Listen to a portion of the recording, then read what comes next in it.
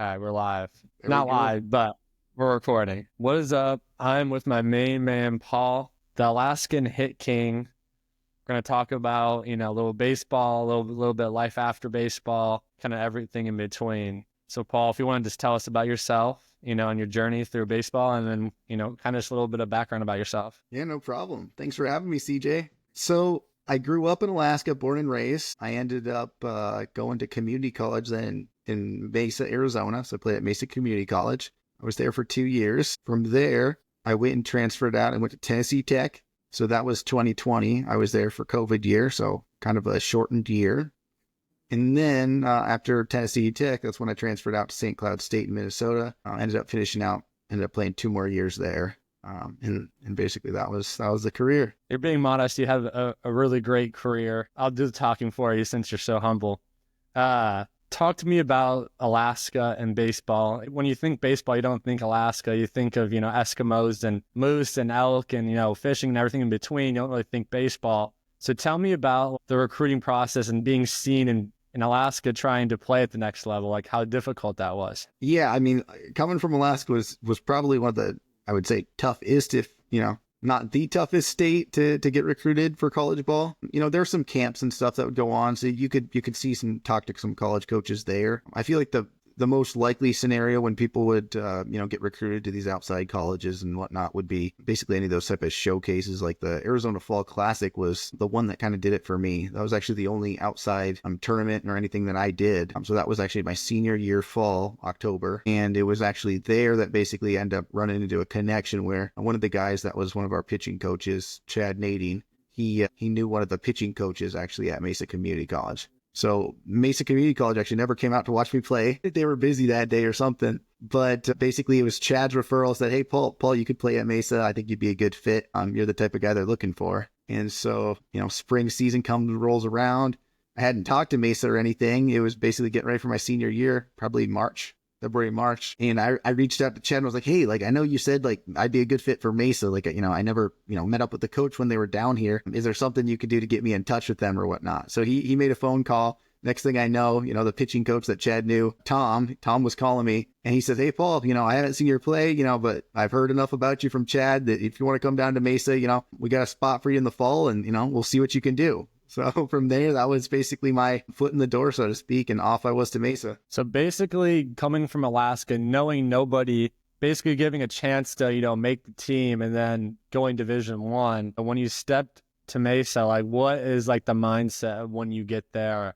Like this is plan A and like there's no other option, like you got to make it. What is like the mindset? I mean, I was going to say just looking back at it, right? I kind of thought more along the lines of, I'm going to Mesa, like, you're used to always playing. You're like, okay, I'm going to go play there, Looking back at it, I'm like, there's probably 65 guys in the fall, right? And, 30 some are making the team. So about half the guys are either cutting or cutting or quitting. And so, I mean, it probably wasn't the best situation for me now that I look back on it, right? Because I very could have well been just one of those guys that gets overlooked. Luckily for me, Mesa is one of those schools that they're not really looking at where you're from, or, what you did in the past. It's basically like, hey, if you play, in the fall here with all the scrimmages, if you can play, we're going to keep you. And luckily for me, I played enough in the fall where, I was able to show out enough. Of course, made the team and then was able to start. What would you say was the biggest transition from Alaska baseball talent to jumping into one of the best JUCO leagues in the country? Like, what is the adjustment? Like, what is the approach? How did your game transition to the college level? Go ahead and restate that. Somebody was calling me and it full on made my phone go buzzsaw. No, you're good. You hear me now? Can you hear me? I can hear you. Somebody was calling me. I think that just kind of messed up my thing. So let me go ahead and just do one thing here. Make sure no one's calling me. Put my phone on Do Not Disturb. I guess I'm too popular. Everyone's calling me right now tonight. And he gets you that iPhone. All right. Can you hear me, CJ? I hear you.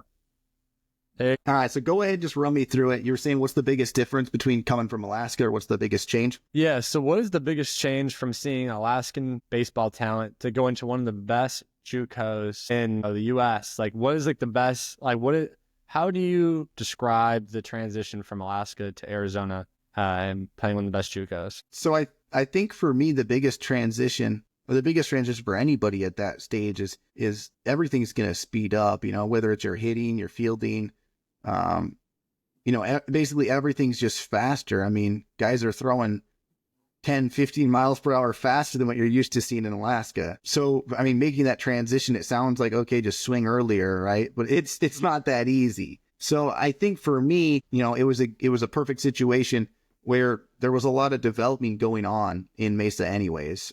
I felt like they kind of basically treated you like you're a freshman in high school. Like we're like running the bases, every day of practice, it seemed like in the fall. Stuff like that where, they really broke everything down, and it was, the fundamentals of hitting, right? Like, hey, like you got to get on time for that fastball. If you're not on time for that fastball, nothing else matters, right? So for me, it was one of those things where once I kind of refined some skills and stuff, I just kind of learned to be on time for the fastball, and I had enough, I guess, natural God-given talent in baseball to be able to hit the pitching, right? So I think that was probably the biggest transition, was just the speed of the game. You make a lot of good points. So you get to Mesa, you do your thing, you prove everyone that you're the guy. And now you're in the recruiting process again. What's the difference between now, like people see you, there's a lot more eyes on you, and you're getting recruited. What is the recruiting process like getting out of JUCO? It was interesting because, looking back after my freshman year, I had a better freshman year than my sophomore year, right? I mean, my sophomore year wasn't bad by any means, but I had a really good freshman year. And looking back, I'm pretty sure, a lot of people would have probably already just bounced after freshman year. At the time, I didn't really think about it like that. I just thought like, okay, we're here for 2 years, right? We want to win a national championship, which is funny because looking back, you're like, that's when you get a chance to go D1, you take it. Anybody would take it. But I wasn't doing any outside stuff. I wasn't talking to any coaches or anything like that. And again, the community college, Mesa doesn't want to give you up, right? They want you for another year. So I think it's kind of funny looking back at that. But again, I think the recruiting process, it was like, you have different options, so that's compared to coming from Alaska, right? I didn't really have any options. So that's fun in and of itself. I mean, you have options where you're like, hey, I can go to this D2 school, get my school paid for. I can go to this D1 school and get a good chunk of my school paid for. I can go to this D1 school, right? You're looking at multiple different options, and you can kind of see what's the best fit for you. So instead of just kind of just falling into that Mesa position and having it work out, it was like, hey, I get to pick my next step. I get to pick where I want to be. I get to pick the community that I want to live in for the rest of my college. I get to pick the coaches that are going to coach me. And I get to pick basically the program that I think is going to be the best fit for me as a player. So that was great. Fantastic. So you wind up at Tennessee Tech. I think a few years prior, before you got there, they had that amazing season, 40-win season. A lot of dudes getting drafted. So like a good program you're going to, and then COVID hits, right? You're having a good, season at Tennessee Tech. COVID hits. What is your thought process about leaving Tennessee Tech? Was it a coaching staff change, or walk me through that? Because I believe me, correct me if I'm wrong, like D1 has always been like the goal of everyone. I know that's been the game, besides, making the next jump to the pros, it's the D1 level. So walk me through that process of, the why to hit the portal in, COVID year. Yeah, no, I think the portal definitely blew up over the COVID year for a number of reasons, right? And for me, I mean, there was a number of things that went into it. Because again, playing at Tennessee Tech was phenomenal. I mean, even just that shortened COVID year, I missed a few games with injuries, but I still got to play at Kentucky, got to play a 3-game weekend set at NC State, right? So, I mean, we're playing some phenomenal teams. And again, I felt like our team was as good as anyone out there. Now, we had some ups and downs of that shortened season where we really didn't probably play our best, but you got the talent at that level, right? So, I mean, the big thing for me was going forward. I wanted to be at a spot where I felt like I could really reach my peak or be able to kind of show everything that I had. And I felt like the coaching staff at St. Cloud was going to basically allow me to kind of be me and just kind of ball out. I felt like that would be the best situation, and kind of going forward, I got some family in Minnesota. Certainly leaving the D1 game was difficult in and of itself, but for me, it was just something where I had family in the area, and kind of was a good situation going to St. Cloud. So that's kind of what brought me to St. Cloud. So you played at 3 different levels: the JUCO level, the Division I level, D2 level. Now, what do you think the difference is between each level? I've been at the same levels, and like I think that some of the levels get a bad rap just because I have the stigma behind Division I. There's ballers at every level. For me personally, I think it's the consistency when you get to the D level for the pitching. I think pitching is the determining factor. that I've seen. I'm curious to see what you think, what the difference between the levels. I think, like you said, there's ballers at every level. Honestly, at the D2 level, I kind of wasn't expecting the pitching to be as good as it was, right? In a northern climate. But I'm like, there's, conference tournament, we're facing guys throwing 95 and stuff. Like that to me was a testament to there's good baseball players wherever you go in the country, right? I would say that not necessarily from a talent standpoint, but from I guess a personal standpoint, the D1 level, people take it serious, right? The coaches take it real serious. The players are all there. Like you're not at the D1 level to just have fun and play college ball. At least the majority aren't. And again, I wouldn't say that necessarily at D2 and JUCO that people are there just to play ball and have fun. But I think it's a little bit different at the Division I level. People take some pride in what they do. So to me, that was the biggest thing, right? The pitching, certainly there's going to be depth in pitching at the Division I level that you're not going to probably see at the Division II level or JUCO level. And then again, people are going to be more probably technical with their pitching, right? There's more of a plan of attack, more scouting and that type of thing. I feel like at the Division I level, D2 level, I'm sure at the, World Series and stuff, that type of play is more involved and there's going to be more strategy.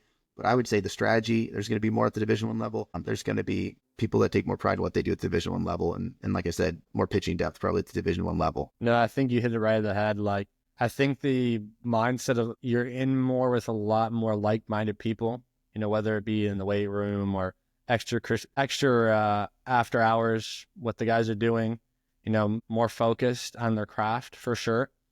As, you and I saw, there's a lot of outside, things and, parties and other things, that we won't name that, people are getting into with the wrong crowd, maybe that, if they took it more seriously that, the team in whole could potentially, be, something special, but you have a few bad guys that, bring the team down as far as that goes, then you're, inviting just mediocrity. And, for me, I think that was the number one thing, being around people like that was something that I didn't particularly like about the Division II and at JUCO level, because everyone kind of was JUCO, everyone's trying to leave, and then you have guys that, are just there to, continue delaying the inevitable, getting a job and things like that.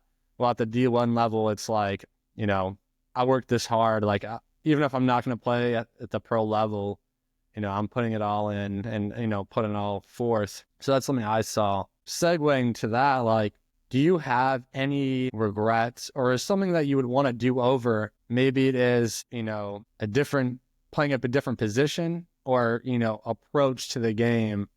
For me, I feel like in my career that I tried changing my swings every year to, a different coaching staff or something like that. You bounce around to a few different schools and, different schools want different things. I feel like I was always changing my style of play and not just being me. Is there something that you think that would have helped you or you look back and think you should have changed to, maybe even getting drafted or something like that? I think looking back on it, there's probably not a whole lot that I would say like, hey, Paul, you probably should do this differently. I would say for like other people, I would say, hey, like be yourself, right? Like don't try to change your swing a whole lot, right? Like let's fundamentally look at what big leaguers do, right? Everybody does things a little bit differently, right? As long as you're full on getting that bat in the zone, staying on plane, right? Like just stick to the basics. And I do feel like at, any level, but especially college level, there's going to be a lot of coaches having, hey, this is how you're supposed to swing. This is how you're supposed to do this. Where at the end of the day, I would say it's going to be, use your strengths, whatever strengths that you have, and just get better at those strengths and basically lean into those strengths, right? And I think that I was able to do that for the most part. I would say probably the biggest thing for me would be, okay, like, how can you maybe stay a little bit more healthy? The injuries are always tough. Towards the end, I was dealing with a lot of hamstring stuff, both hamstrings, right? And so that changes your game, as somebody that's more of a speed guy, not a guy that's going to be, putting the ball out of the ballpark 15 times a year. That's tough, right? When the main part of your game is going to be at least limited. But I feel like, again, that's not something that you really can change a whole lot of. It's just a matter of sticking to the game and basically doing what you do best. And I felt like for the most part, I was able to do that pretty well and didn't change things up too much. No, I wish you could have, stayed more healthy because I know what you meant to the team. And, maybe what if I know towards the end you were pretty beat up. And I'm like, man, like Paul would have been healthy, man. He could have played at the next level. And And I know you probably still could have, but I know for you, like your body was so beat up. I was like, man, why doesn't Paul try to play? But, I feel for you on that. Yeah, no, I mean, definitely at the end, it was not the best way, right? You want to go out like feeling like, hey, like I gave it my all, right? Like the dream's always like, hey, I want to play pro ball in some form or capacity, right? And then towards the end, you're like, you know what? Hey, this isn't gonna be it for me, right? Like my body just wants to be done with this, which was a surprise to me again. A fifth year, and I was graduating at 23, so just like any other fifth year, same age as everyone else. But man, by the time I was 23, you're like looking at it, you're like, wow, I don't want to touch foot on a baseball field again after this, right? I feel like I'm 45, right? Tom Brady's in the NFL in his 40s, and I feel like I'm older than him. I played that 1 month of indie ball and showing up to the field every day. I don't know how on earth Tom Brady dragged himself to being 42 years old and getting hit by, 21, 22, hungry defenses, because let me tell you, man, it was so broken down that month. I'm like, this sucks. Like, I hate baseball. This sucks. Like, so yeah, it's some people just are just gifted with, staying healthy and, bodies always feeling 100%.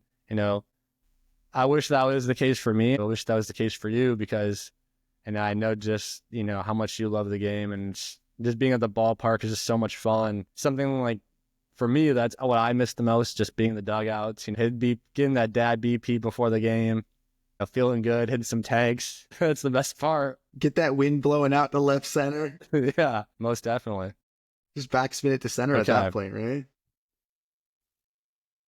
Joey Gallo. So Alaskan hit king, over 255 hits. What does that mean to you? I think that, we had a talk while it was happening, like someone had mentioned it to you or whatever. Someone wrote it in an article and you're like, I didn't even know I was in the running for this. So you end up having the record, that's a ton of hits. With the game going the way it is, with more strikeouts, coaches wanting more home runs, offenses looking for more power. Do you think that record will be broken anytime soon? I haven't looked if there's like anybody in the running, to be honest. Like, I don't know if there's somebody with 200 plus hits right now going into their senior year from Alaska or anything like that. I think it's certainly not going to be an easy feat for anybody, right? Like, because coming out of Alaska, I mean, I think there's been maybe 5 people that have gotten, maybe less than that, maybe like 3 people that have gotten over like 200 hits in college, right? So you have to have a lot of things go your way in terms of health, in terms of, to just get that many hits, and luckily for me, I was healthy enough to pick up that many hits.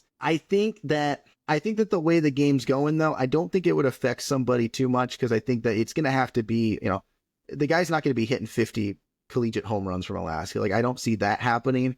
I would see it more as, a guy similar to kind of how I played the game, where you're more of a singles gap hitter. So I think that if, somebody had the skill set, somebody kind of leaned into it, had some things fall right where they maybe find a good program, maybe even a 4-year program to start, that might be the best thing for them. Because I do think that there's something to be said for being at a school for 4 years. And if you're starting 4 years, I think that would be someone's best bet. I don't think the bouncing to JUCO to D1 to D2, I don't think probably that's ideal to get the hits. And we even had a shortened season one of those years. I think that St. Cloud was coming right back from COVID. I think we only played like maybe 40 games. So, that would have been nice to have an extra 10 or so games there. But yeah, looking back, it'd be nice to have those game back, and even the COVID year maybe to get some more hits. Correct. Yeah, most definitely. Let me ask you this, moving aside from baseball, do you think that baseball has had an effect on the workplace? When I say that, like you're used to waking up early to 6 a.m. lifts. You're used to staying late, getting extra work, where the average Joe who clocks in, 9 to 5, as soon as 5 o'clock hits, it's do not disturb. I'm not answering emails. And do you feel like you're position yourself to get more frequent bumps in salary and, position titles? Because I feel that that has really propelled me to be in the position I'm at, going over the extra effort, where a lot of other people's never had this locker room or environment athletics has given us to really showcase what we can do, right? Do you think that's played a big part in your post-baseball career? Oh, I think absolutely. I think you can kind of break it down a few different ways that it's going to help you. I think you're going to be working with people, right? Like, no matter what job you're in, right? I'm in the insurance industry, but no matter what industry you're in, you're going to be dealing with people, right? We're we're human beings, and that's an everyday interaction in most every job. So I think being on a team, right, learning the skills of, working hard, like you said, if you need to stay late, if you need to, work early, that type of thing is going to carry over into the workplace. So I'd say absolutely the hard work, the time management, like you get at some of those levels for baseball, like, and I don't know what it was like for you, but I remember at the Division I level, it was just crazy. It was like my schedule was just, you didn't have a break, right? And even the D2 level, there's times where you didn't have a break. Division I level is a little bit more intense for those reasons. They know how to stretch the clock a little bit better than D2, I guess. But, I think the hard work is a big one, right? If you can't work, I just feel like you're already a step down from everyone else if you don't know how to work. Now, if you had to tell your younger self one thing about baseball or life that you know now, what would you tell your younger self? So what would I tell my younger self? One thing? That's a good question. I guess I would say kind of what I think I've learned throughout life and baseball and work would be just give it your all, right? Like, because if you're giving it your all in whatever you do, right? I think at the end of the day, you're able to sleep at night. If you're not giving your all, I think it'd be tough to go to sleep at night knowing you're not giving it your all in what you do. So I would just say give it your all, right? Because if you're not, you're the only one that's actually truly going to know that, right? You can hide it from other people, but deep down, you'll know. Man, you hit it on the head there. What I will say is through all this, like, could not have met a nicer person at St. Cloud than you, that works hard. So super, excited and blessed that I met you, that our friendship has carried over since the time at St. Cloud. I even got a photo behind us on the wall in my place. So, super, blessed to have met you. Excited to meet your wife one day when I get out to Arizona and your boy who hopefully will be, as good as ball player as you. So I wanted to take the time and thank you for stopping on. Can't wait for big things coming up and, hopefully, maybe see you coaching one day. Absolutely. Well, thanks for having me, CJ. And I think at St. Cloud, we kind of bonded over the common bond of basically transferring, and we both, had that common goal of like, hey, let's get to work, right?